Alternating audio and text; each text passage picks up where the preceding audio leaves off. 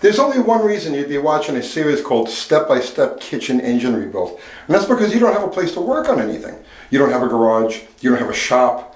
You know, in a worst case scenario, you live in an apartment where you don't even have like a backyard that you could do this stuff in and make noise. See, that's one of the things. Some of the stuff that you're going to do when rebuilding an engine, especially modifying an engine, it's going to make a lot of smell, a lot of noise, a lot of mess, right? So what do you do in a situation like that? Well, this morning what we did was we gassed down our heads. We stripped our heads the other day and we gassed them down, you know, just a preliminary cleaning just to see what we had. And we emery cloth, the surface, laid a straight edge. It's all clear.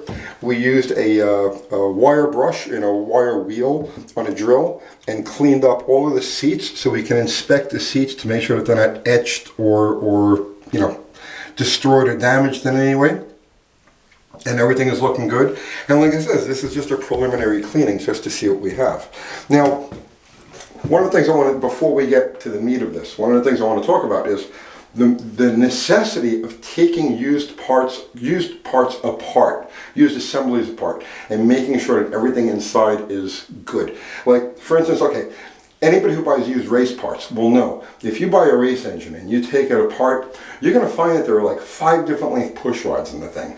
That this is machined just that, like, the distributor drive out of this engine isn't going to fit in any other engine because it's machined just a certain way, right? So very specifics. But you also run into that same situation, kind of, when you're dealing with used parts, just a core engine or a core set of solenoids you buy.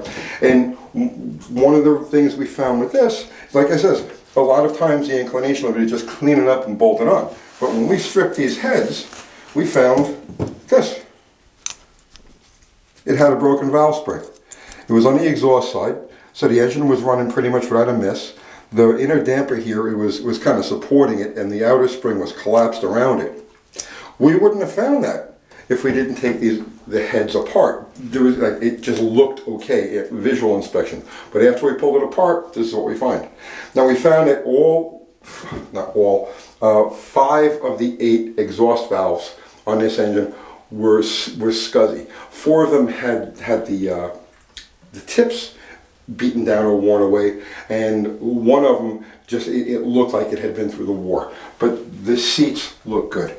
So we ordered a set. We're going to clean up and reuse the intake valves, but we ordered a set of replacement exhaust valves. Now, when you order a set of exhaust valves for an engine, or intake valves for that matter, make sure, unless you're a machine shop or you're going to send this thing out to have a valve job done on it, make sure you get the exact replacement valve for that head for that year. And the reason being is that they change them from year to year, or not from year to year, but from design to design. So one may have a 42-degree seat, one may have a 45-degree seat, and that mismatch is going to come back and bite you in the ass unless you're going to do an actual proper valve job on it. But again, see, you're working out of your house and you're rebuilding an engine in your kitchen. So compatibility of parts is important. So this is why we're here in the tub. We gassed down and cleaned up the heads outside. But now we're going to make noise, and we're in our neighborhood, and this is a loud, grating, annoying noise. So we're in our neighborhood, and I don't want to piss off the neighbors. And I don't want to do this anyplace else in the house because this is going to make an unholy mess of fine powder. It's going to be a mixture of old carbon that comes off the head and metal shavings. So to do this anyplace else in the house is going to be a disaster. So we're going to do it here where we can confine our mess. So here's what I'm going to do. A basic engine rebuild does not include porting or working of the heads in any way. But for my purposes for this engine, it's not just a regular rebuild. And for the record, this is the engine that will go in Battle Rocket after I scatter the one that's already in there. So that's the reason for this engine going together. Because a lot of people asked about that. So at any rate, this head is going to get, these heads, both of them, are going to get extensive porting. But for you, building a basic hot rod motor at home, I'm going to show you some basic tips, basic pointers that are kind of universal. They work across the board. And listen to me, I promise you, if you follow these steps, you will make power, right? So what we need for this is we need a Harbor Freight die grinder. This thing's been through the mill. They're about $60. You can get them on sale even cheaper than that. And we need a real carbide, not one of these cut rate carbides that you buy on eBay. You know, you get a set of them for like 25 bucks. No, these things are about $30 each. I get these at Fastenal, and it's a legit carbide. The cheaper ones will come apart. They'll chunk out the material there, or they'll actually just break off the shaft. They bend really easily. If you just catch a little bit, it'll bend and the thing will vibrate like crazy. And this one actually does vibrate a bit. But I'm not ready to replace it just yet. It's still sharp, it still does its job.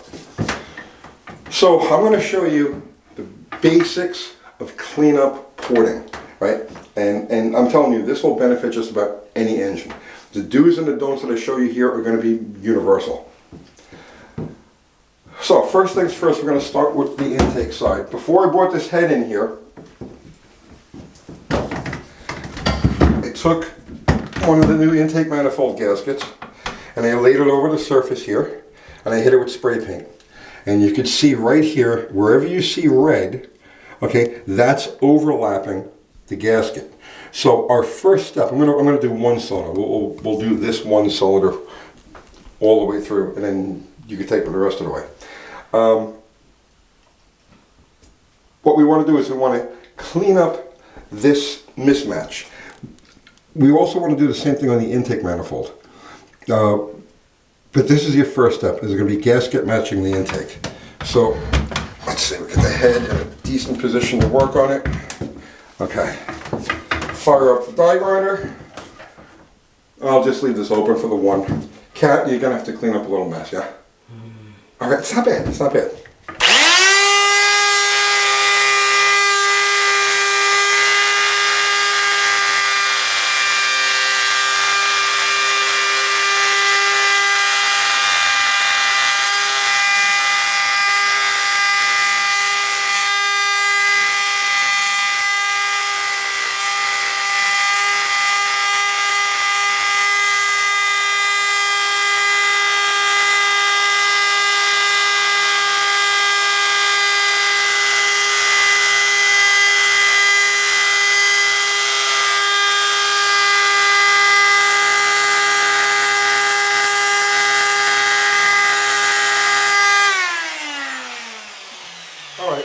So that's the basic opening. Okay, now we get matched to the gasket, and now if we reach inside this port, we're going to feel a lot of roughness, like right here. Okay, very rough. This is where it goes around a pushrod tube on the Chrysler, and then right here we've got some just casting extrusions, you know, just roughness, and we want to clean that up. We don't want a polished texture here. We still want some texture. Like for the golf ball effect, so that fuel doesn't stick to the wall and fall out of atomization. But we definitely want to clean this up. And then right here we have a boss for the valve cover bolt. So the valve cover bolt goes here, and there's this little boss right here. And we're not going to take this away completely, but we are going to smooth it. So here goes that.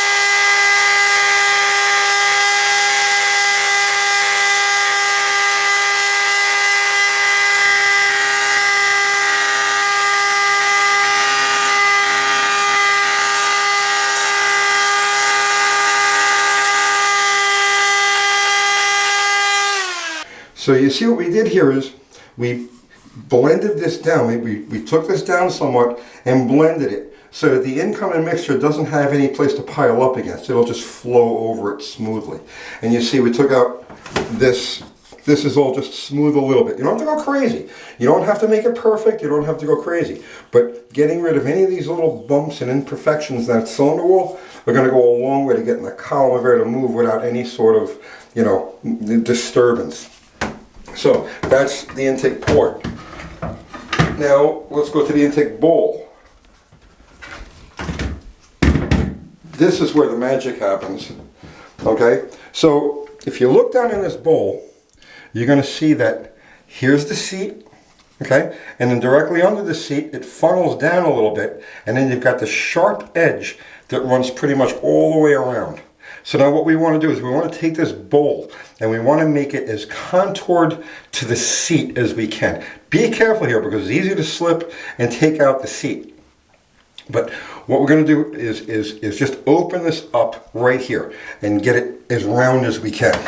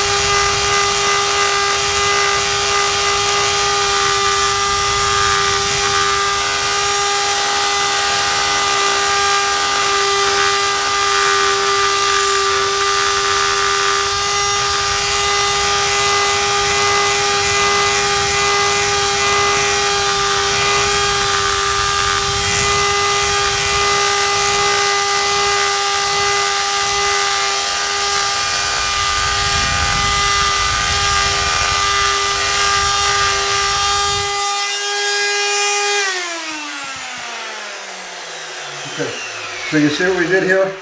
We just took that to the top, right? Here's your seat. The seat is clean, and all we're doing is just cleaning this area up right here and getting the bowl itself to kind of match the contour of the seat. You don't have to go too crazy, you don't have to go too far. And if you do go too far, there's a chance you get into water jackets. So again, all you want to do is just minor blending. So now here's where we're going to start actually really affecting flow. Here's the valve stem, where the valve stem intrudes into the bowl. So what we're going to want to do with this is take this down as much as possible. We actually want to have almost nothing here. When we look at the stem, we don't want to see any metal to the side of it.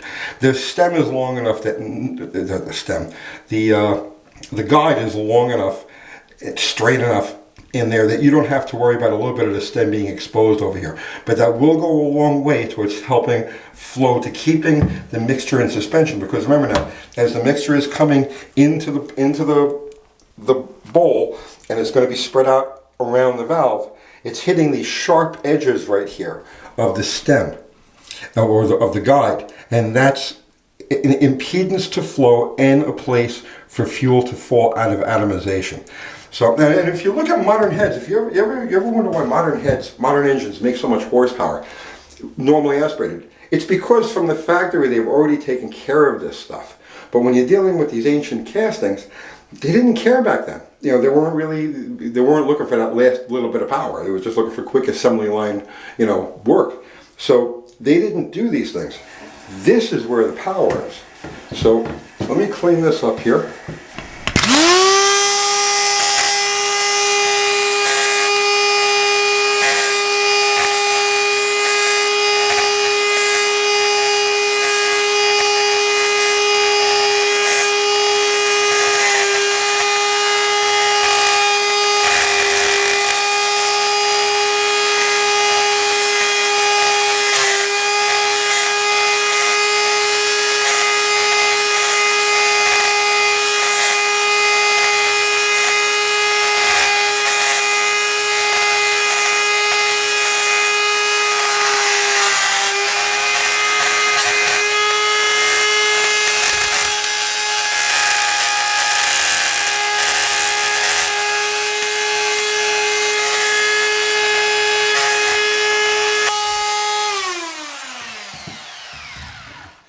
So you see how we're working this down now? I'm going to keep going with this, but for the sake of this video and brevity, I'm just going to stop right there on that. And I'm going to show you this next area that we're going to go to is right alongside the guide. Okay, and you'll see right here there's a bump, and this is all rough, and so we're gonna go and blend this area in here now.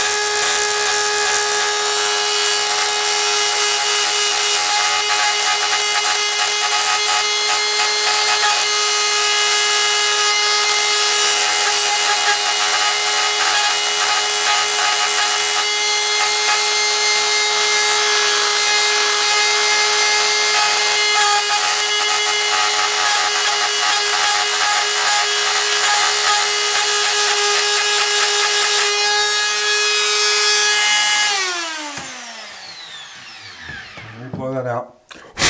Okay, so still a lot of, let me blow it out some more.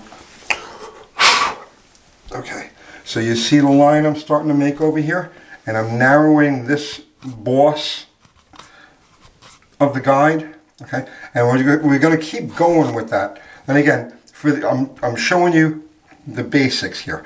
You can keep going with this and make it as smooth and as pretty as you want.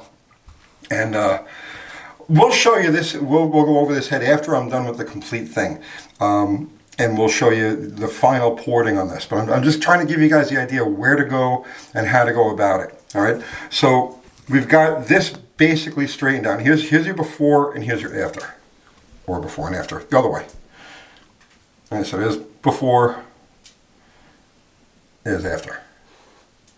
Okay, now we're going to go to the exhaust side. Now, one thing I need to point out, when you're doing this in the bowl area, try to avoid anything on the short side. So the short side, the short turn, right, is the part of the bowl that leads to the port itself. You don't want to do anything on the floor of the port. You don't want to do anything to change or upset this ramp right here. You can smooth it. If you run your hand over there and you feel any sharp edges, you feel anything weird in there, you can smooth it, but do not change its contour. That's very important. Just leave that alone. All right, so I'll go to the exhaust side. Drop this just the right way. Okay, so now on the exhaust side, you could see right here, here's the outline of the old exhaust. I don't know if there was a gasket on here or a header, but you could see where it was overlapping. So you can take that down. And one of the things you want to feel, okay, is any type of sharp edges, any type of, like for instance right here, I feel a ledge that's in the casting. It's just an unrefined part of the casting. You want to flute any of these edges, right? So you don't want it, when you run your finger over this, you don't want to feel anything sharp. If you feel anything sharp, you want to take that down with the diagram. So let's do that now.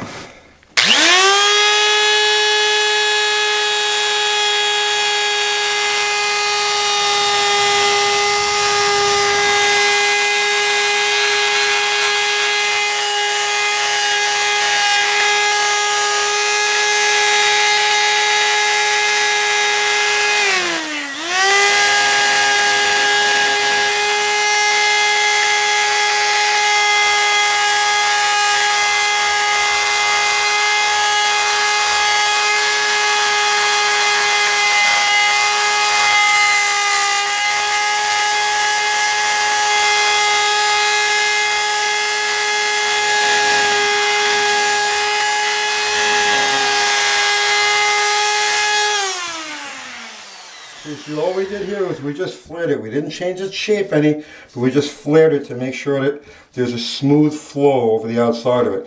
Now, when you reach into the port, on the exhaust side especially, The intake too, but the exhaust side especially, don't worry about the floor. The floor is really not important. It's the roof, right? So any imperfections, any bumps, any intrusions that you feel here on the roof, you want to take them down.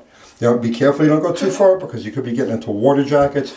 You know, again, you're not reconfiguring this whole head. You're just helping it along. You're helping it to flow. And the last part that would get attention is the exhaust bowl. And the exhaust bowl, you're going to do exactly the same thing you're doing on the intake side. You're going to take down any ridges, any bumps on the outside of the bowl and try to get it to blend as smoothly as possible into the seat area.